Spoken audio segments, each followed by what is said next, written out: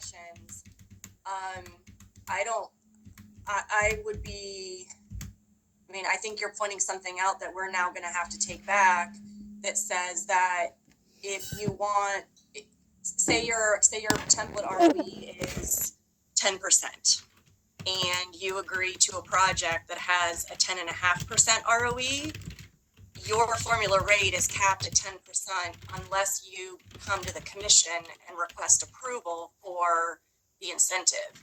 You don't get to flow that through automatically. I fully agree. That is something we will not settle on a formula with. I without some sort of serious concession somewhere else. We just had a settlement where a group of where the settlement proposed to rename and reduce a set of incentives, and the commission's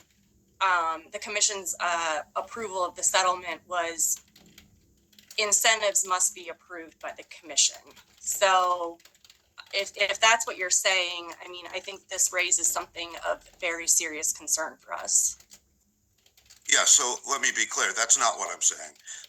So I was not suggesting that that the RTO and the developer could agree to an ROE that's higher than the ROE that's in the developer's formula rate template. Not suggesting that at all.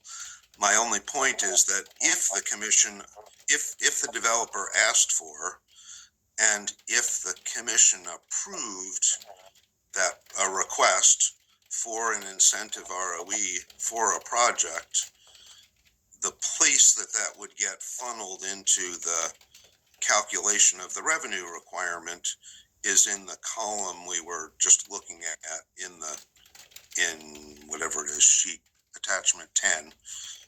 Okay. So you're saying that if there is an ROE incentive adder of some part that is pre-approved by the commission, it would flow through here. Yeah, so I'm not suggesting that that's something could be agreed to outside commission approval, but that if there was one, that's how it would get injected into the calculation of the template.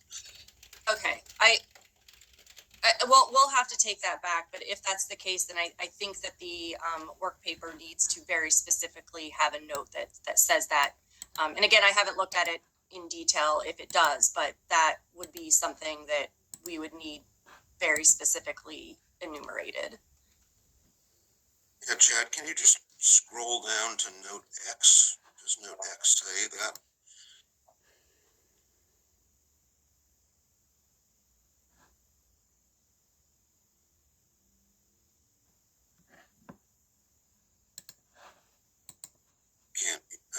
I can't yet see note X. There you go. You see it? Yeah, now I can. So the first part of that first sentence is about competitive adjustments, and the second part is about project-specific rate incentives granted by FERC not addressed elsewhere in the template. So that's what I was trying to describe. Okay, apologies if I misunderstood. Hey, Doug, this is Robert. The incentive ROE, it wouldn't necessarily be an adder on top of the base ROE. They could just say, we're going to give you this ROE for this project. Are you capped at a base ROE, and then the commission can decide we're going to give you adders on top of that? Or it could be like, we're just going to give you an ROE that's, potentially such and such if you meet, if the commission approves it. I'm sorry, you're saying the difference between the commission approving an adder and approving a project-specific total ROE? Is that what you're saying? I'm just curious if the commission could approve a total ROE that could be completely divorced from a base ROE, or whether it has to incorporate the base ROE and then give you some type of adder on top of the base ROE. I'm just not familiar with I mean, I think the commission could do either of those things. I think by far the more standard approach is to say, this particular project has particular risks, and therefore we're going to authorize 50 basis points more ROE for this project. So I think I can't tell you that all of the incentives are done as an adder, but certainly most of them are, and maybe all of them are. All right, thank you.